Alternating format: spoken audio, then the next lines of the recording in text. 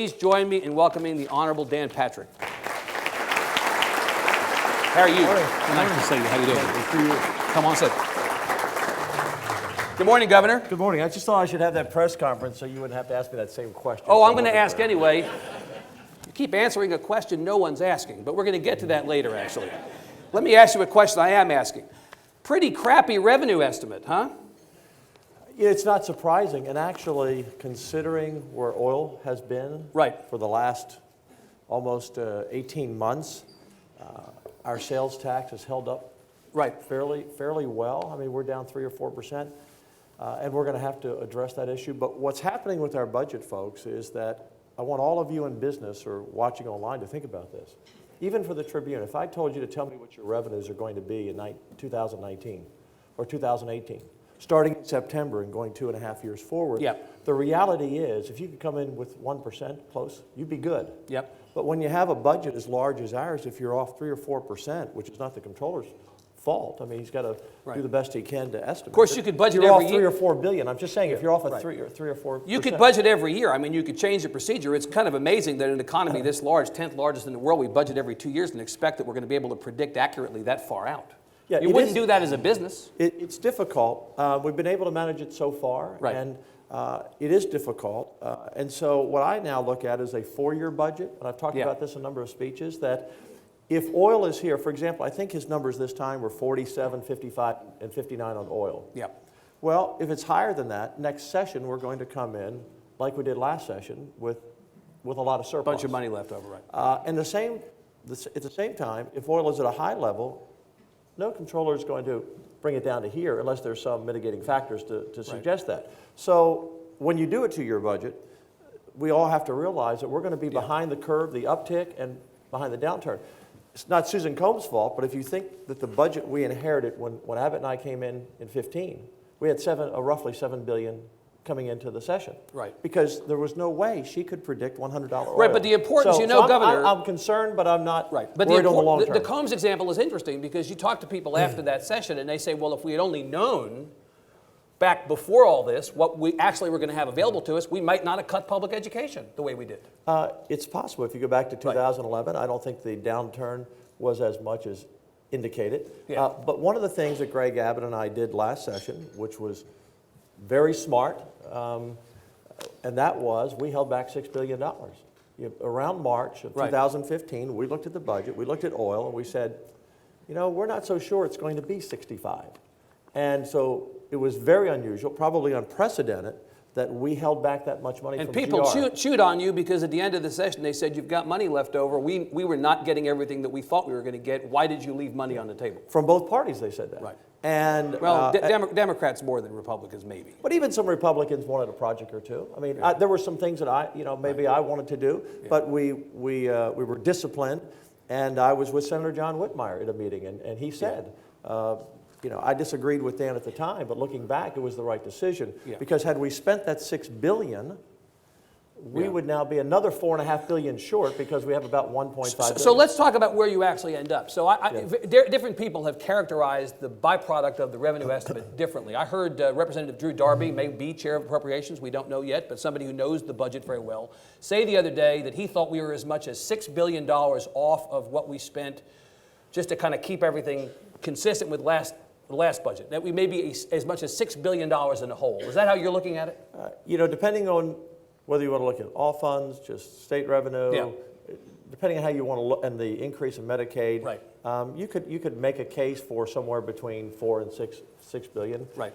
Look, the number was 104.8, and that's counts the 1.5 surplus we have coming in, which will be wiped away. Well, in fact, may not be enough to cover everything you have to do, right? Yeah. So we're basically starting at zero, and if you just look at the number, your X number, I mean, it's pretty easy to do the math. Right. You're several billion down from what we had last And that's session. before you do anything that was not in the last deal. So if you decide to go in with another franchise tax cut, a higher cut than the one that you did last time, that's more money that you're going to have to find. Well, if you fix CPS, as you've all pledged to do, that's more money that you're going to have to find relative to last time. Well, just the increase in student enrollment, about 80,000 kids a year. Right.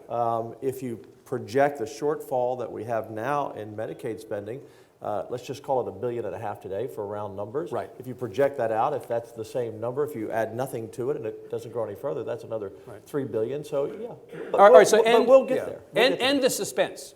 What are you not going to spend money on this time that you spent money on last time? Tell us what the cuts are. Soften us up. We have 5 months to accept it and suck it up. Tell us what you're not going to spend money on.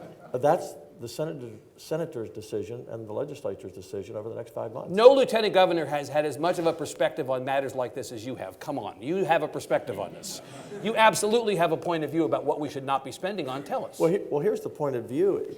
As each session goes by, we have less and less flexibility because I'm going to, just in cowboy math, round numbers, education, including higher ed, is in the high 40s of our budget, and healthcare is now, last session it was about 38%. Again, depending if people will say all funds, general revenue, but cowboy math, about 90% of our budget's 2 items, education and healthcare. And that's why in 2011, when you had the shortfall of a size that you did, it was kind of a Willie Sutton argument, where do you rob banks where the money is? So when you had to cut the budget, you cut the budget where the money was, and the money was largely in education. Education took a big haircut then. So are you saying that if you have to be several billion, as much as $6 billion short, the only place to go again, Governor, as you've just said, is education? Should education be preparing to be cut again? Well, Sherlock Holmes might deduce the fact that if 90% of your budget's on 2 items and you're billions short, you're going to have to address those 2 items. However, that's based on the assumption that every dollar we spend in education and healthcare is absolutely vital and needed. Okay. So there may be areas where we do not need as much money as we're spending. Yeah. And that's what I'm talking about. For instance? It's going to, that's what's going to take 5 months to identify. So you don't have a specific thing or a specific set of things in mind where you can say, honestly, this was an expenditure last session, but we think it may not be necessary, either in view of different circumstances in Washington or because we believe things in Texas can be done better and differently. Without question, we have to do things better. Because look, it's real simple. If this is your revenue and these are your expenses, you either raise your revenue or lower your expenses. Well, nobody argues. We're not raising revenue. Taxes. Right. Nobody argues with what you said and others said the other day. We have to live within our means. Peace. Everybody gets that. But the point is, it does have a material impact on the lives of people in the state if you decide to cut public education funding or something else. Because everybody has their hands out. Nobody thinks they're getting enough, as you know. Of course. Right. So, we came into a session following a Supreme Court ruling that did not put the gun to the heads of the legislators that some legislators wanted. They did not say you're obligated by the courts to fix school finance. They said basically it's really bad, but not bad enough for us to force you to fix it. You have to go back and fix it. Some people came in as a result of that thinking, okay, now we're going to have an opportunity to roll up our sleeves and spend more on public ed. It sounds to me like you not only may not spend more on public ed, you may spend less. I don't know today. Again, I believe we have the best finance chairman in the history of the Senate, in Jane Nelson. She's been working tirelessly with her staff and our staff crafting this budget. And I have full confidence in her, the 14 members who will be on finance, and the other members of the Senate and in the House, that we will come up with a good budget. Remember last session at the end, we did something, again, I think unprecedented. For the first time, again, I'm told, when we went to conference on the budget, we came out with less for the first time, then more for the first time. We are also pushing hard on zero-based budgeting on programs. We're no longer allowing agencies to come to us and say, we got $25 million last year, we want our increase. They're having to justify every dollar. Having to justify. And that's the way business runs. That's the way we run our homes. We don't. We say to our spouse, well, do we really need to spend that? That's what we. Look, it's not our money, Evan. It's the people's money. So one more thing on that. So you'll have a rainy day fund balance at the end of this biennium, I think, of about 12. The projection is about $12 billion. Correct. Now, there's a certain amount that you're obligated now that you have to have in there. It's called the sufficient balance. So you may have as much as $4 or $5 billion over and above that floor in the rainy day fund by the end of this biennium. Would you rather cut programs that Texans want and Texans need, or dip into that rainy day fund if you know that you've got $4 or $5 billion over the floor?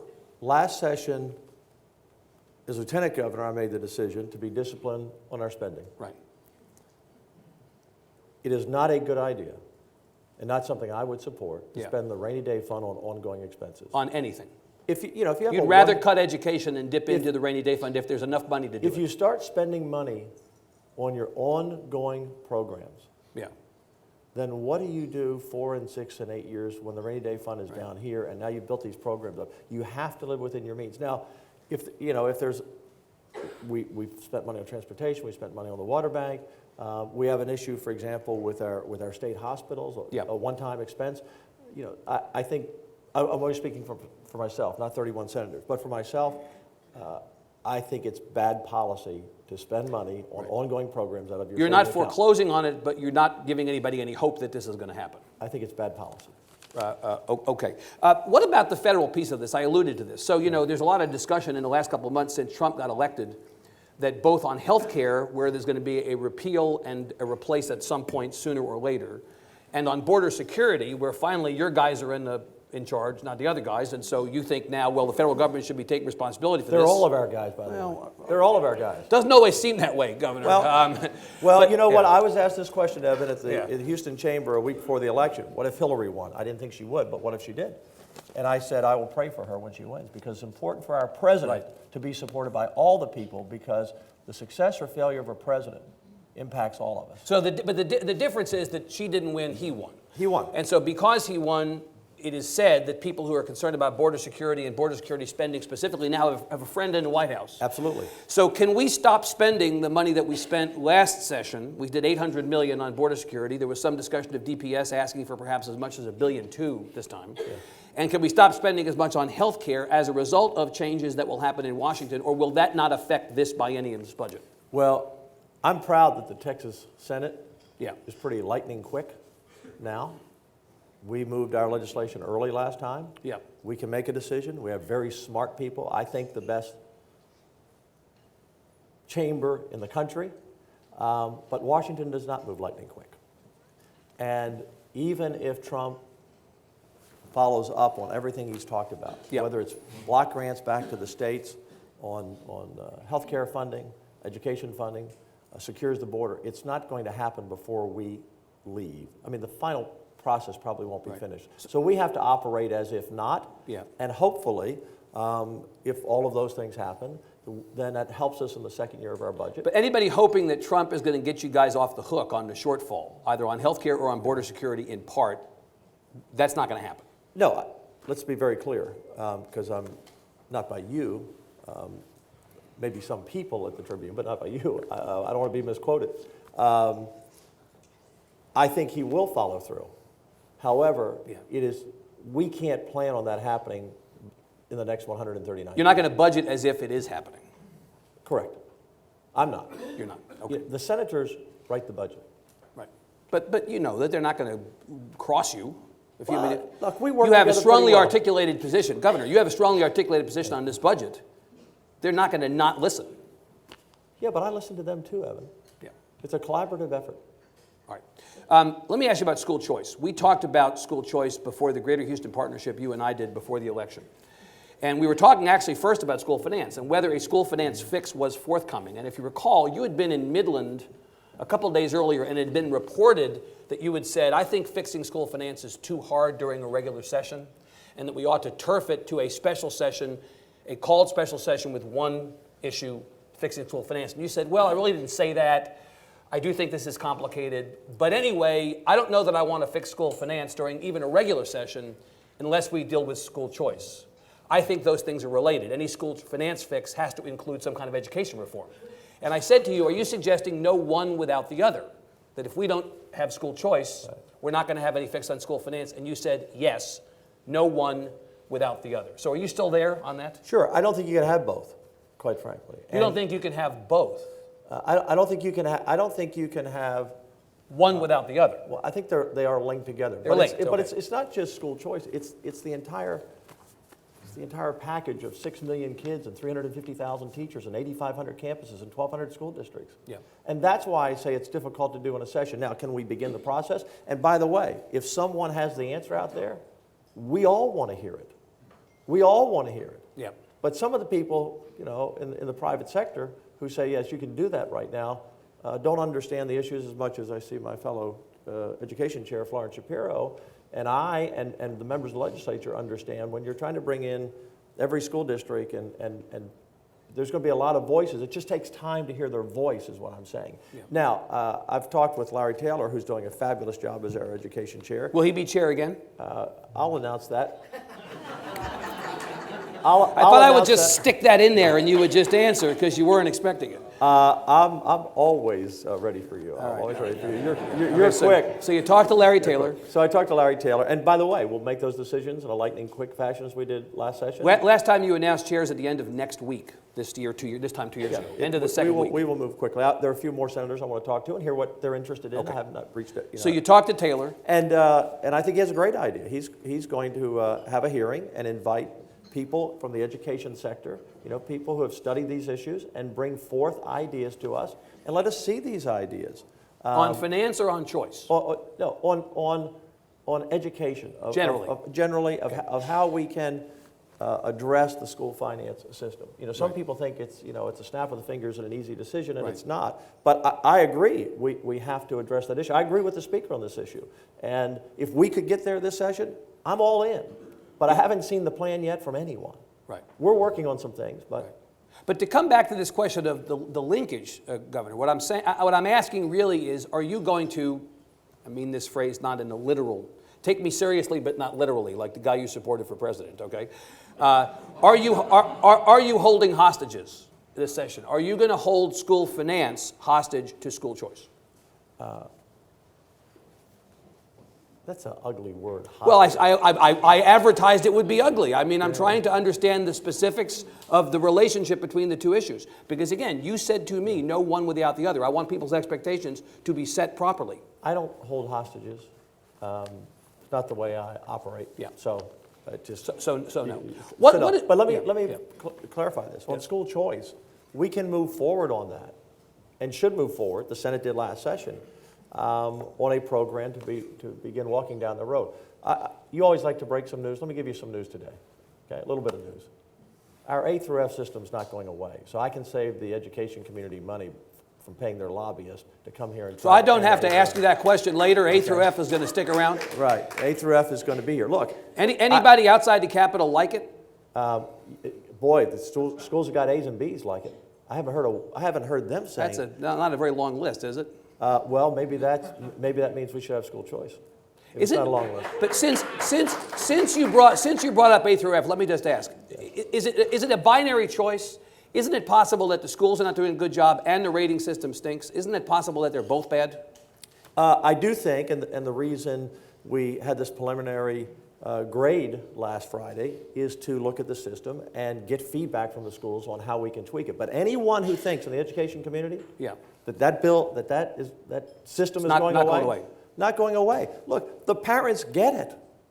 I mean, the parents understand. We've all done it when we were kids, came home and said, hey, you know what, I know I got a C on my report card, but I'm an A student. We've all had that experience. The teacher wasn't fair. If we can grade our students and their futures are impacted by that, our schools should be under those same grades. I passed that bill as education chair in 13 of district because of the 21 vote rule. I couldn't get it for campus. We worked with the House last session and got it through in a package of bills. I'm a strong supporter of it. And it's going to stay here. It's going to stay. So a year from now, we're going to still have that in place. Yeah. Now we're open for suggestions of how to make it better because we do want it to be accurate. Right. But if you look at the general numbers, if you look at the general letter grades, is anybody really surprised at many of the schools that got D's and F's and C's? And are many people surprised at some of the schools that got A's and B's? Again, it can be tweaked. Right. And by the way, Mike Morath is fabulous. We have the best education commissioner since I've been around. Yep. And Mike Morath will be fair, yep. But he will be disciplined, and he will hold school districts accountable. This is about the kids, not the adults. So when you look, we ran among the stories after the ratings came out that we ran a chart of the grades, the ratings for the 10 most populous. Yes, I saw that. Right, school districts. And one column of those ratings was college and career readiness. The only large school district that got better than a C on career and college readiness was Dallas ISD. Everybody else was C's or D's. So when you look at that chart, your reaction to it is they just have to do better. That's it. My reaction to it is, I guess what the universities and the community colleges have been telling us for the last couple of years is accurate. That too many kids are coming to college unprepared, too much remedial work. I think those letter grades reflect what we've been hearing for years. The kids aren't ready. Right. Look, it is our job not to be tough on superintendents or teachers. They have a hard job. Yeah. But it is our job to be sure that our students are prepared for the future, because without an educated workforce, Yeah. the future of Texas is very dim. And so we can't, in our job as legislators, Yeah. really, we can't worry about the heat. So what We is have to do what's right. what is the school choice bill coming out of the Senate this time likely to look like? We've had school choice legislation come out of the Senate each of the last 2 sessions. They've gone over to the House and they've basically been, if not DOA, then close. So tell us what is going to be different this time about the legislation that's likely to come out of the Senate. You will see that when we roll the bill out. Oh, come on. No, we're still working on it, Evan. I mean, the media Are you expecting always, it's going to be different? we're still working on the bill. We passed a very sound bill last Right. time. We're looking at ESAs this time, scholarships, along with the business tax credits. One area for sure, and I don't understand why anyone could vote against school choice for children with disabilities. And again, I see my friend Florence Shapiro, who I learned so much from, sitting at her elbow for years on education. Yep. We came up 1 vote short in 2009 because of the 21 vote rule. Yeah. Came up 1 vote short. And when we tell a parent of a child with a disability, I'm sorry, you have to keep your child in that failing school, that's not acceptable to me. So is the At a minimum, right. that needs to pass. Has to and happen. I will fight anyone Right. who wants to stop parents with children with disabilities from getting the services for their children they deserve.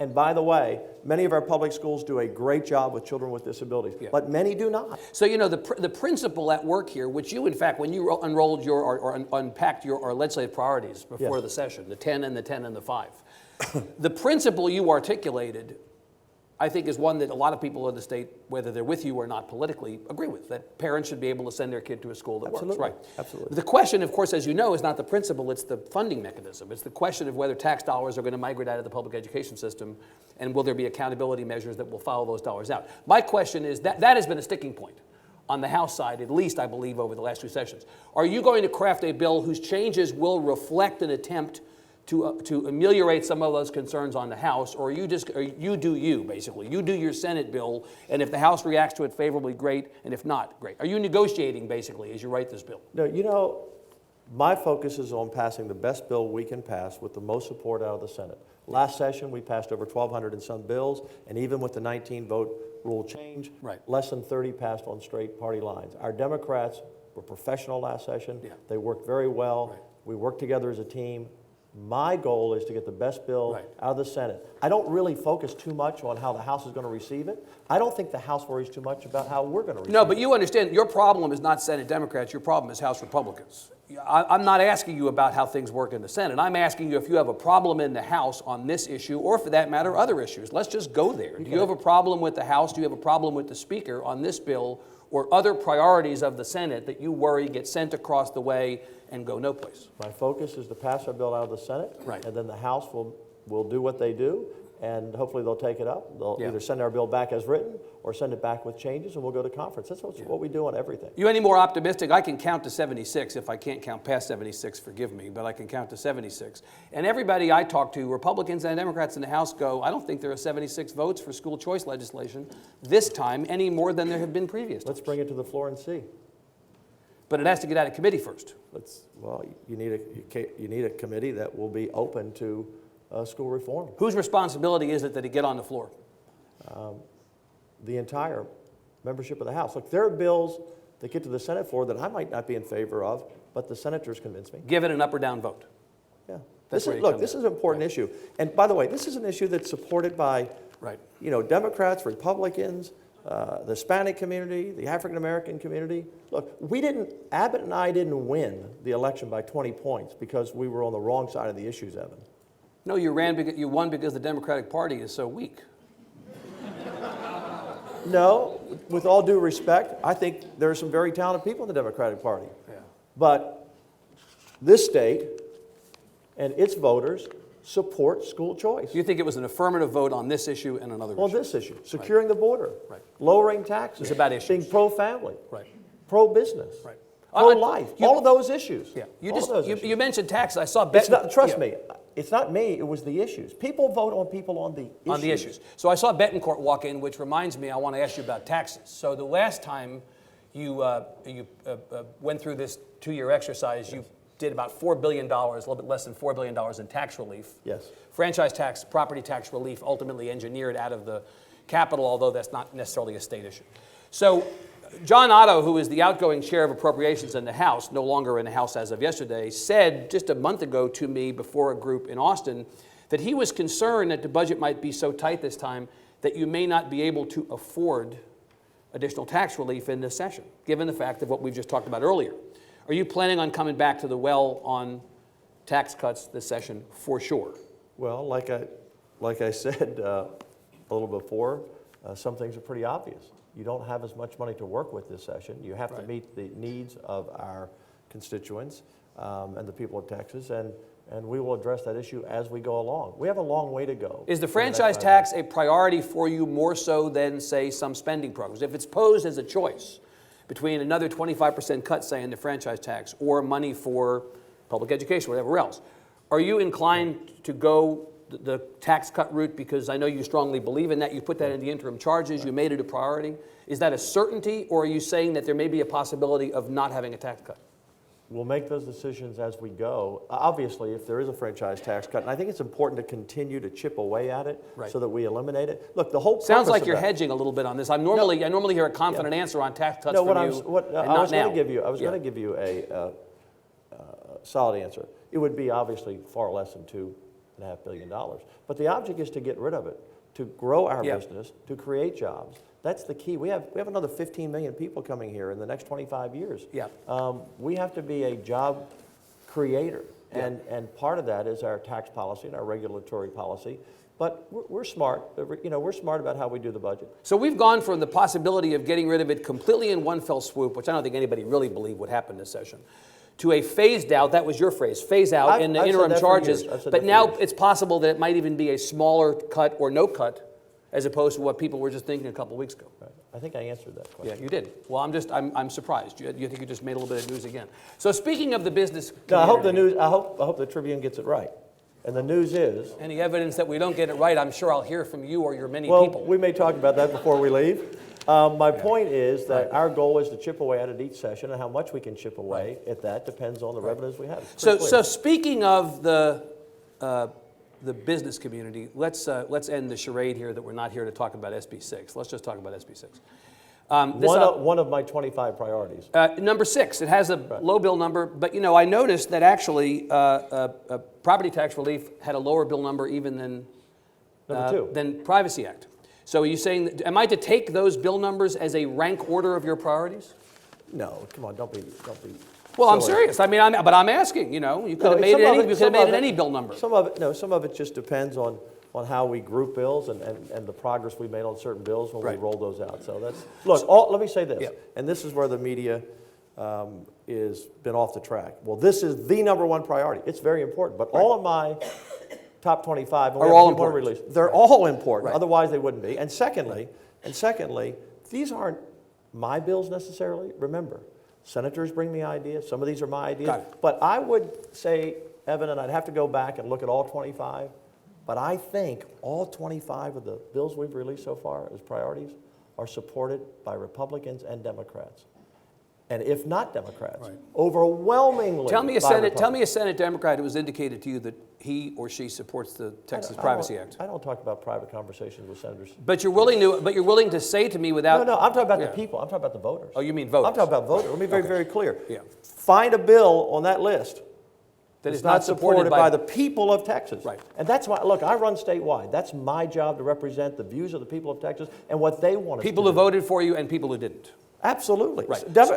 Democrats, obviously, Democrats didn't vote for me in big numbers, but we picked up some, obviously. But my point is, they support school choice. They want their property taxes cut. They don't want men and ladies' rooms. Look at the polling. And, there was a Tribune story talking about my polling. The Tribune did your own polling. On this issue specifically, our polling and your polling are not dissimilar. But your article didn't mention that, by the way. But let's want to be in fairness. Why is the issue of privacy, as manifested by SB 6. Why is this so pressing and important? Tell me what... I don't know. You have to ask the left about that. No, I want to understand, is there an epidemic of men in ladies' rooms or shower rooms that I'm not aware of? Is there an epidemic of people not having an opportunity to have privacy in the bathroom who identify? Has it been a problem in any of our school systems? Have I had one superintendent ask me about this issue? And the answer is no. This is an issue. This is not my fight, Evan. What was the catalyst for this legislation, Lieutenant Governor? Houston, Fort Worth, Dripping Springs, President Obama, the left. Right. So I want to repeat this. Right. The Republicans or myself started this fight. We didn't start this. Well, you just said I didn't. You just said you started it. You mean you didn't start it? I didn't start it. I want to be sure I was clear on that. Yeah. I don't think I misspoke. I didn't start this fight. The left started this fight. In Houston, the only place that people have actually voted on it in any major-sized city, and it was rejected in a Democrat majority city 2-1. And then the superintendent of Fort Worth issued this policy. One of your writers in the Tribune said, "You're going to make this about the Tribune?" Why let me tell you what. Because the reporting on this, I've never seen so much misinformation and bias in the media on any topic, and I've been involved in a lot of topics, as you know, in 10 years in legislature, as this story. I mean, you lead a story in the Tribune that says Dan Patrick picked a fight with the Fort Worth superintendent. That's not biased, Evan? That's embarrassing for the Tribune. You don't think you picked a fight with the superintendent? You think he picked a fight with you? You think he picked a fight with you? Do you think I picked a fight? Do you think he picked a fight? Why are we talking about this? Let's talk about the issue, please. I'll talk about the issue, and here's the issue. When Lois Colcourt laid out the bill, she specifically cited the federal, the executive order, the letter of May 13th of 2016. She sounded like this was a reaction to what came out of Washington. Well, it was a reaction to what came out of Houston, Washington, Fort Worth, Dripping Springs. Here's my point. I didn't start this issue. I didn't start the fight. Right. The superintendent in Fort Worth issued a policy without any vote of the people, without any input from the people, that was egregious. And I immediately snapped at the fact it violated Chapter 26 of the Education Code, because parents have a right to know everything that happens about their child in school. By the way, I asked for a legal opinion on that. The Attorney General agreed. I'm the Lieutenant Governor of the state of Texas, and if a superintendent breaks the law and violates the Education Code, I'm not picking a fight. I'm doing my job. And when I stepped in there, by the way, let me just finish. You brought it up. When I stepped in there, the people finally had a chance to have a say. And what happened within several months? The superintendent backed down, and the superintendent told me that he was led astray by some activist attorneys because he had not been in the state except for a few months, and he didn't realize what it was doing. So that's not picking a fight. That's standing up for the people of Fort Worth who didn't want that to happen, because that policy was egregious, and it violated the Education Code. Back onto the substance of this. What problem are you trying to solve? We don't want to have to do this times 1,200 school districts. This is an issue of the voters of this state do not want boys and girls showering together in the 10th and 11th grade. They don't want first graders going to the bathroom together. Private business does not want government to tell them what their bathroom policy is. Well, in fact, the executive order that Lois Colcourt referred to and introduced in this bill is almost certainly going to be eradicated by the new administration and the new Congress. Well, if it goes away, does this bill go away? I've talked to Donald Trump about this, and he believes it should be left up to the states. And so it's going to be a state. Look, the left's not going away on this issue. They're very aggressive on this issue, very clearly. And so I didn't start the fight. Yeah. But my job is, still might sound like it went away, there it goes. My job is to defend the people of Texas. Yeah. And when their rights have been violated, or when someone breaks the Education Code, breaks the law, and that's what I did. And I thought the reporting in the Tribune was over the top. The example, again, of not reporting the facts, but this is very clear. The people of Texas, your poll, our poll, African American, Hispanic, Anglos, don't want men in ladies' rooms. It's an issue of public safety. And our bill is a very thoughtful bill. If you look at our bill, Evan, what's our bill? It's four simple things. Number one, no government entity can tell a business what to do. I'm a free enterprise guy. No school superintendent can enforce a policy of boys and girls using each other's locker rooms, showers, and bathrooms. It's not very complicated. Three, no government entity can force a policy where men go into the ladies' rooms in government bathrooms.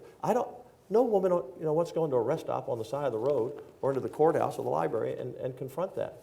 We're not worried about, and the key part of the bill is different. This is not the North Carolina bill. Our bill says based on your birth certificate. If you are a true transgender person and you go to the court and get your birth certificate changed, we're not discriminating against you. It's not original birth certificate. No, it's your birth certificate. Right. So how are you going to by the way, no one has reported that. How are you going to enforce that? Are you going to be asking people for birth certificates in the Of course bathroom? Are you not. going to have troopers in the Come on, bathroom? No. But you're better than this. Governor, I want to know what the enforcement mechanism is. That is a legitimate question. The enforcement mechanism is the same as we have on any other law. When someone violates it, it's usually law enforcement has to react. So it's going to be reported. Yeah. You're not going to be able to police it on the spot. Right. We don't, like anything else, we don't have a law on the books today in the state of Texas that says men can't go in the bathroom. They just don't do it.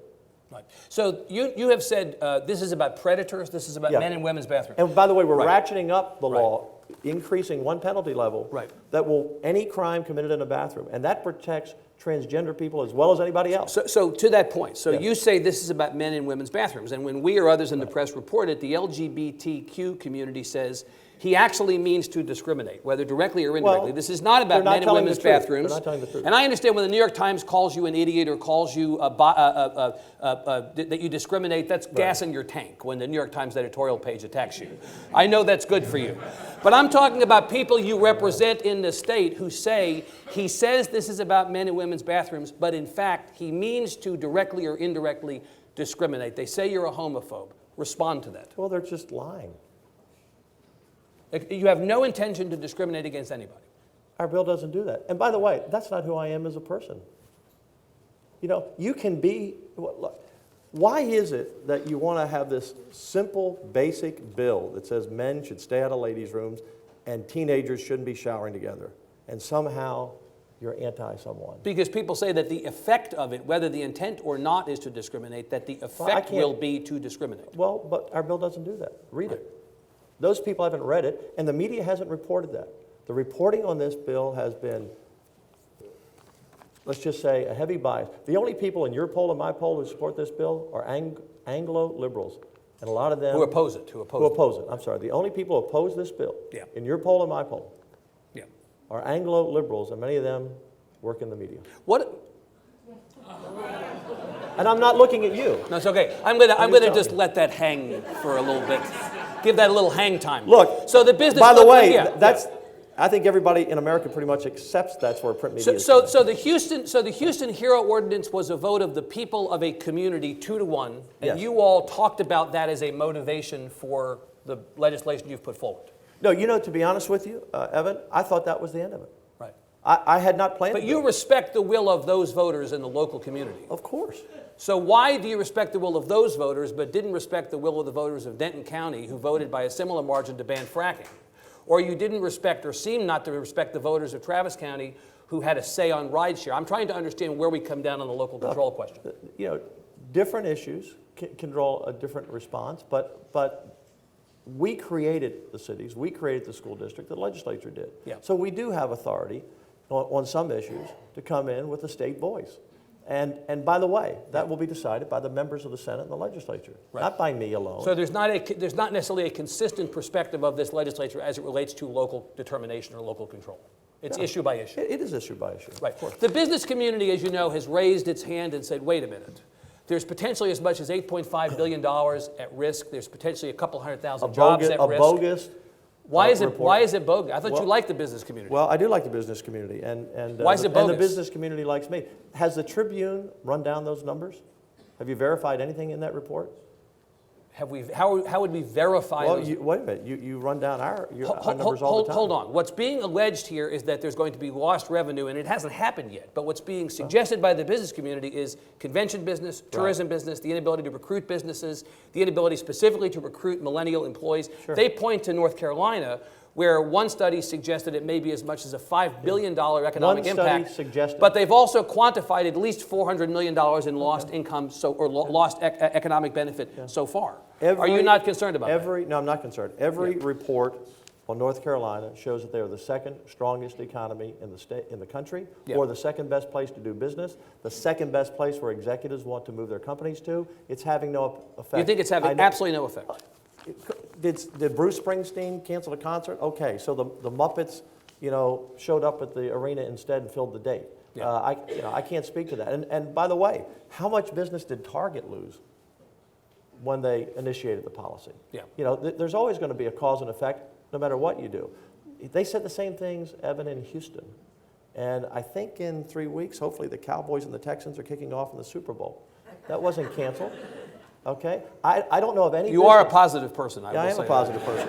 I think one team might have a better chance than the other, but I am a positive person. Yeah. But they said the same thing about Houston. I don't know of any, and maybe there's somebody that changed their mind. Right. I don't know of any business that didn't move to Houston. Right. So you think any concerns about there being a legitimate economic impact of this bill are bogus?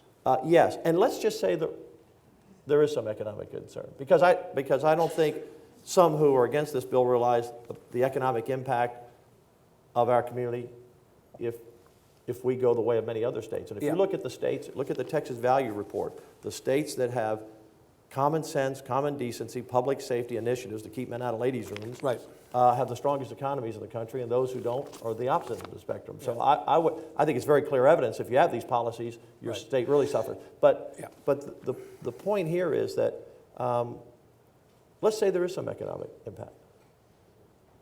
Are we for sale? Are our values for sale? I don't think so. No, you do what you think is right, and if businesses or the NCAA or concerts decide not to come, you fade the heat. But there may be consequences, and so the question is, you're prepared for the consequences if you do what you think is right. Yeah, and by the way, your poll and my poll shows that the people are willing. In fact, the people are really upset when they hear that certain businesses want to boycott us or whether you call it extortion or blackmail. People don't like that. They don't like it anywhere. Isn't that liberty, not blackmail? No, if a business doesn't want to come, they cannot come. Right, but there's a difference, Evan. I haven't seen this before. There's a difference of a company coming and testifying against a bill saying, we don't think this bill is a good bill and we may not come here. That's different from saying in advance, if you do this, we will punish you. That's kind of extortion. If you do this, we will punish you. Well, you can choose not to listen to them. Well, do what you want. Guess what? Right. I'm not. That's what, okay. So the speaker yesterday, when he gave his opening remarks at the House, said he encouraged the House to consider policies that, quote, invite economic activity to the state and, quote, not turn it away. Do you think he was talking about this bill? I don't know what he was talking about. Are you concerned that the House is going to not take up or receive warmly this legislation when it comes from the Senate? I think you have asked this question about a number of issues. You don't care what the House does. My job is to represent the people who elected me and even the people who didn't elect me on an issue. This isn't, and by the way, I keep reading controversial. It's not controversial when 80% of the people of Texas are for one issue. Well, 80% and not 80% in our poll, I don't think.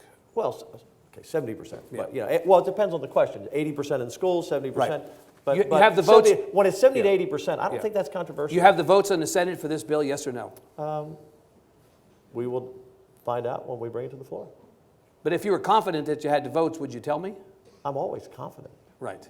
But you're not saying that you have the votes yet. You're going to see when you bring it to the floor. We haven't counted the votes. As it gets to consequences, you know that Donald Trump won North Carolina, but Pat McCrory lost. If the consequences of this are that the bill passes and there are impacts on the economy of Texas, and as a result, an elected official, say you, found yourself at risk in the next election, you're good with that? I would rather lose an election standing on what I think the people of Texas want me to stand on than win an election by going and hiding from it. Not worrying about it. I'm not worried about it. By the way, let me just correct you. And look, we do a lot of these together, so we like each other. You're always fair. But once again, you are repeating a story that's not true. You don't think Pat McCrory lost because of this bill? No, He did lose. No, in fact, we know he didn't lose because of it. How do we know that? Okay, because Dan Forrest, who is the lieutenant governor, was the one who championed this in the legislature. You don't think McCrory was the public face of this? Let me finish. Yeah. Dan Forrest, lieutenant governor, who won by half a point 4 years ago, was the champion of this. Right. The governor sat on the sidelines till the very end. He came on board at the end. Yeah. Dan Forrest won this election by more votes than Trump carried Carolina, and more votes than Senator Burr carried Carolina. Yeah. And most people think the reason the governor lost was because he did not engage. Right. And secondly, the main reason he lost is because he approved a toll road project, and it was an eminent domain issue in a number of counties where he didn't get the turnout that he would normally get from Republicans. So it's a big lie that is repeated by the media, and it's a lie. Dan Forrest If anyone should have lost an election, it was Dan Forrest. Right. He got more votes than anyone on the ticket. How is it that the president, the U.S. senator, the governor, the lieutenant governor, and the lieutenant governor who supported it won by the most votes? Now, that doesn't impact me anyway. I think it's not a lie. I think it's a difference of opinion. No, it's a lie.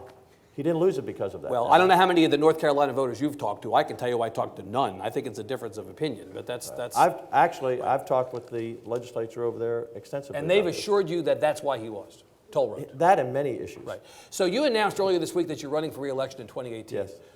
Is anybody talking about you, other than that AP story, was anybody actually talking about you running against Abbott? This is like the fourth or fifth time I've heard you, Lieutenant Governor, answer a question that I believe no one had asked. Well, that's not, again, Evan, you're having a bad day here. That's well, I'm having true. a great day. I am having, believe you me, I am having a great day. You're having a bad day. Yeah. Everybody's been talking about this, and when you see, and I've been saying no, there was conjecture, I wanted to be in the Trump administration, I wanted to be a U.S. Senator.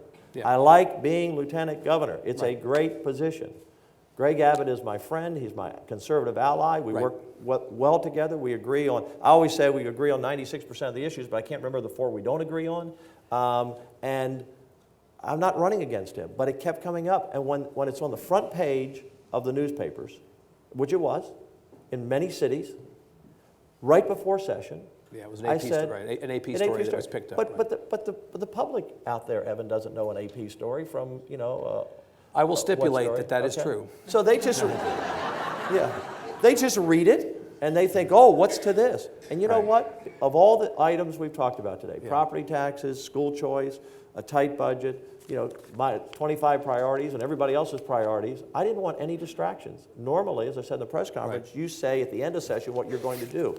I didn't want, because I guarantee you, had I not had this press conference, there would have been people on your staff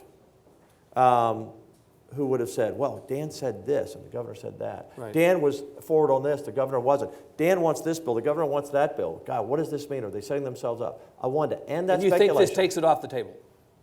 Absolutely. If this doesn't take it off the table, Probably then people, nothing will. Nothing will. Right, okay. It would be. Let's take a couple of questions before we end. You're certainly welcome to ask the Lieutenant Governor questions, or apparently about the quality of the Tribune's journalism. You're welcome to ask about that as well. Well, most of the time you get it right, but not always. Okay, where is the microphone in the we have a microphone here. Jessica, how about this gentleman right here in the front? You with the beard right there, yes. Give him a mic. Yes. Questions, not speeches, is my plea. So, Lieutenant Governor Patrick, we heard about SB 6. When North Carolina passed HB 2 last year, they were faced with a large number of cancellations, calls for boycotts, and Forbes announced in November of last year they tallied up $630 million of lost revenue to date. question. The question is, why are you proposing a bill or supporting a bill that is going to be directly harmful to the Texas economy at a time that we are facing declining revenues? I think we answered this question already, did we not? There's no data that it will. North Carolina has a great economy, and businesses are moving there every day. And by the way, we're the 10th largest economy in the world. I'm not going to let one concert or one group, and even if it were a bigger number, stop us from doing what the people want us to do, and is the right thing to do for public safety. It's a public safety issue. Woman right there, please. Jess. Yes. Hi there. If your goals and concerns are truly to protect Texas women, yes. As we see in your misguided SB 6, yes. Hi, not a person of the media who opposes this bill. Question, please. Yes. What is your league, or the league's plans to end all of the backlogged, untested rape kits? Currently in Austin, we have over 3,000. Across the state of Texas, we have 19,000 that are untested. This is something concrete that we can actually do. Is that an issue on your radar screen? Look, it's always an issue, and it's been an issue at the local level more than the state level, but anything we can do to end that backlog, we should do. In the very back right there, can you go, person right there? Yes? We'll try to get to as many of these as possible if time permits. Ma'am. Hi, yes, thank you so much for promising to call the original birth certificate access bill for adult adoptees this session, if the support is there. Question, please. It looks like the support is there. The question is, I'm a foster care alumni, and I was wondering what can a private citizen do to get involved in the foster care situation? Is the state going to do anything to facilitate private citizens being able to get involved and Okay. be active in the solution? Question. Look, it's a great question. In November, early November, I convened 300 churches here, approximately 300 churches came to Austin. We had a meeting in the auditorium a full day because I've asked the church community to step up and ask their membership to get their private citizens in their congregation to become foster families, and also for those churches to be aware of the foster families in their congregation so that they can help them. We can go a long way in solving the need to find families for foster children if our church communities will step up in a big way. And I believe we've taken a really good step in that. State going to step up on the question of foster children and CPS reform? I mean, I know it's Absolutely. one of your priorities, and there are not a whole lot of issues that start off as totally bipartisan. This seems to be one, right? Absolutely. Right. So you will absolutely take action on this, no question about it. Yes, we will do all we can. You can't pass legislation that unfortunately changes the culture of some families. But no child should be in an abusive home. No child should be in danger. We need to do all that we can. And The sleeping in governor- state offices? No, of course not. Yeah. Of course not. How do we get to this place that we have kids sleeping in state offices? Did we because- stop paying attention? No, because it's a growing problem, Evan, and we don't have enough families. We're addressing the issue. We've had a lot of turnover, high turnover. We've continued to put more money into the issue. We're paying attention. Governor Abbott was absolutely right. The Speaker and I, we came together on that issue.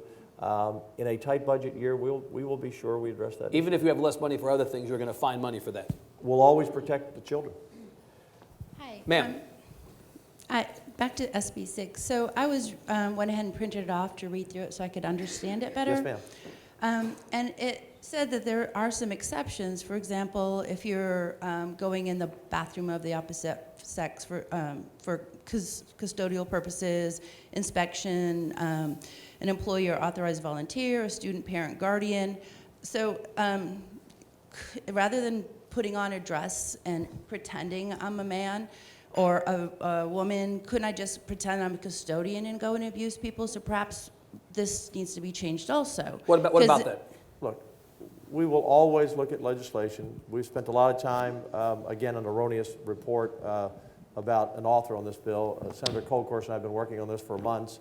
We will continue to look at the language, but obviously there are going to be some exceptions, and we want to be sure those exceptions. You understand, the point is that if the concern is that people are somehow misrepresenting who they are to become, to get into a situation where they could be a predator, it would be just as easy for somebody to put on a costume of a janitor or a custodian, a uniform of a custodian, as it would to dress in the opposite sex's clothes.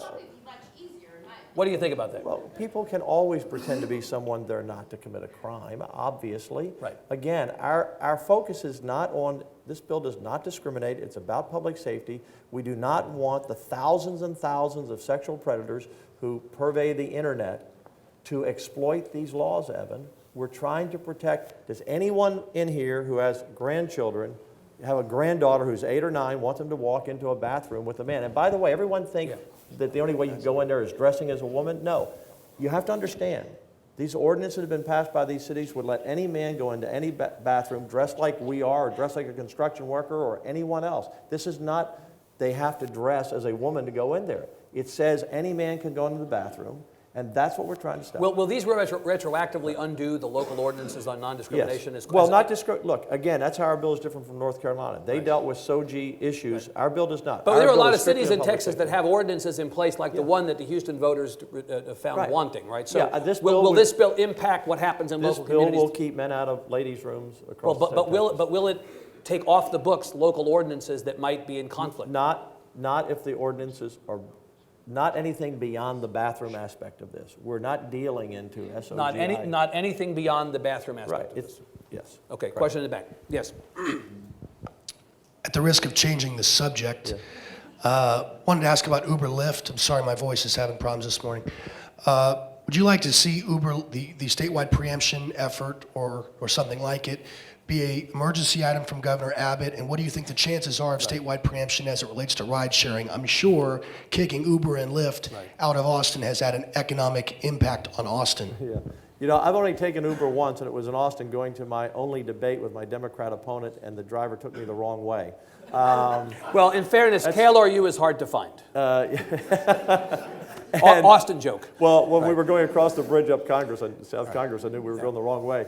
Look, to be honest with you, I'm letting the senators and legislators, it's not an issue that I have expertise to follow closely on, but again, I work with 31 senators and I'll follow their Right, will but on the this. one who is actually very interested in this bill is standing right there. Do you want to look directly at him and tell him what your intentions are? My intentions are to follow the will of the Senate, which we do in the Lieutenant Governor's office on just about everything we do. So, and so even if Austin, say, comes to an accommodation with Uber between now and the time that you might... it's just not an issue that I have, to be very candid, I have studied, I'm letting my members study it, and they'll bring me on both sides of the issue, their argument will go. Let's take a question here in the front. People in the front have been patient. Woman right here, please. Yes. Thank you for the opportunity. My question is about SB 6. It's titled Women's Safety Act. Yes. I would like to know what... It's called the Texas Privacy Act. Okay. I would like to know what you plan to do for women's privacy in private venues such as restaurants, the Circuit of the Americas, Ocean City Limits. It's a good question. This came up actually in the course of the laying out of the bill. So with the campus carry bill, for instance, private colleges were part of the bill but had the opportunity to opt out. I asked actually, will private businesses or any other entities, private colleges for instance, going to be subject to this bill? And I was told this is only government public facilities, right? Only government so public why facilities. is there not a problem of men and women's bathrooms in non-public facilities? Well, and if the problem is so great, why not have legislation cover private facilities? The legislation says let the private facilities manage their own business and decisions on that. But not the private colleges on campus carry. The private colleges on campus carry had a right to opt out. But you could have done this, it could have been a similar thing in this case. You could have given people an opt-out. I'm not sure I understand you. So you don't think the problem of men and women's bathrooms is a problem in private, this is your question, but what are you doing in private facilities? I think the danger is everywhere, but I'm leaving the private sector to make their own decisions, including public entities like a convention center. If the public building, like a stadium or arena or convention center, but it's a private contractor who has that lease, it's up to that contractor to make that policy. And by the way, Evan, I have not yet, I'm sure I'll hear from someone before I get back to the office after I say this, I've not had one private business person come to me and say they want to enact a policy to let men in ladies' rooms. In fact, anyone who opposes the bill, they can go ahead and do that today. I haven't had anyone who wants to do that. The private businesses are going to protect their customers. And the ones who don't, their customers may decide to shop. But you're not suggesting, Governor, you're not suggesting that there is a greater propensity for men to be in women's bathrooms in public facilities. No, look. That's just all you all control, right? That's your purview is public. My responsibility as Lieutenant Governor is the public safety of the citizens, and I do have a say in government entities. But the private sector is the private sector, and we do have a say in public schools. But look, it's an issue everywhere, and when we introduce men into ladies' rooms, we introduce a danger. And again, it's not the transgender community because they can have their birth certificate changed if they're legitimate. It's the sexual predators who will exploit those policies, and the lefties understand that. And again, so we're clear, you're not asking for an original birth certificate, you're asking for a birth certificate. Yeah, that's what the bill says. Woman right here. Yes. What do you plan to do about bullying in middle schools? I've seen a lot of kids get bullied, and that's just really rude. And what do you plan to do about that? Do you have any legislation planned in the Senate that deals with bullying in schools? Senator Shapiro and I, sitting right here, worked on those issues. Schools have their own policies on those issues. You know what? I said this recently. I feel very, let's just say, I think it's really tough for a kid growing up, tougher than when we grew up. Everyone, unless you're the exception of the rule, someone has made fun of you at some point in your life for some reason. Some of us were made fun of today. Yes, some of us were made fun of today. That's a great line. I'm hoping Senator Swertner introduces the Journalism Bullying Act of 2017, actually, in the next. And by the way, but my point is that in those days it was confined to a handful of kids, and you kind of got through it. Today, it goes viral, and I think it's a very tough environment, and we should be very protective on those issues. I'm being told we're out of time. I'm sorry, the Lieutenant Governor has to go on. We have a legislative session to get to. We took a lot of questions. I'm sorry not to get to everybody. Please thank the Lieutenant Governor, and thanks to all of you. Thank you. Good to be with you.